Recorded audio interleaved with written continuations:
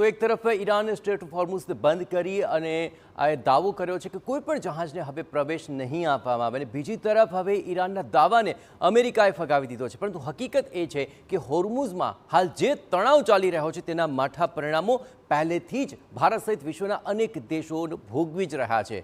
અને એમાં પણ હોર્મુઝ બંધ કરવાની ઈરાનની ચીમકીએ ભારતના ઔદ્યોગિક એકમોની ચિંતા ઓર વધારી.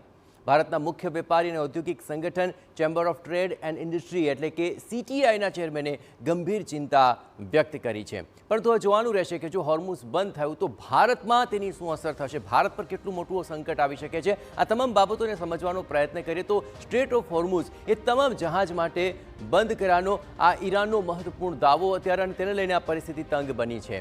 અને આ પરિસ્થિતિને લઈને દાવા બાદ chamber of trade and industry એટલે કે CTIએ ચિંતા વ્યક્ત કરી છે. અને ચિંતા થવાનું કારણ પણ છે કારણ કે સ્ટ્રેટ ઓફ હોર્મુઝ જો બંધ થશે તો ભારત પર તેના સીધા ગંભીર પરિણામો સામે આવી શકે તેમ છે. અને આ ગંભીર સંકટ આપણે અત્યારે અનુભવી પણ રહ્યા છીએ. છેલ્લા થોડા દિવસોની અંદર હોર્મુઝ દુનિયાનું જે સૌથી મહત્વનું ઓઇલ ચેકપોસ્ટ છે તેને લઈને જે ગતિવિધિઓ થઈ તેને લઈને સમગ્ર દેશ ઉપર અને ખાસ કરીને ભારત ઉપર તેની ગંભીર અસરો વર્તાઈ રહી છે.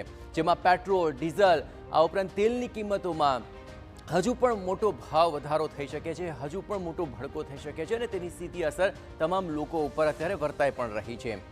વર્ષ 1970 બાદ સૌથી મોટા ઉર્જા સંકટની આ ચિંતા અત્યારે સૌ કોઈને સતાવી રહી છે. અને સ્વાભાવિક છે કે આ ચિંતાને કારણે તમામ ક્ષેત્ર પર તેની સીધી અને નકારાત્મક અસર સૌ કોઈ અનુભવી રહ્યું છે. જેમાં ટ્રાન્સપોર્ટ આ ઉપરાંત ઉત્પાદક એકમો તેના પર વિપરીત અસર અત્યારે શરૂ થઈ ચૂકી છે. અને આગામી દિવસોમાં તે વધારે ભયંકર રૂપ ધારણ કરી શકે છે જો સ્ટ્રેટ ઓફ હોર્મુઝ બંધ થાય છે. એટલું જ નહીં, આ તમામ પરિસ્થિતિઓની અસર ભારતના મોંઘવારીના દર પર પડી શકે છે, કારણ કે 5%ને પાર જવાની આશંકા અત્યારથી જ વ્યક્ત થઈ રહી છે. એટલે આ પરિસ્થિતિની અંદર સ્ટ્રેટ ઓફ હોર્મુઝ બંધ થવું તે આગામી સમયમાં મોંઘવારીને વધારી શકે છે.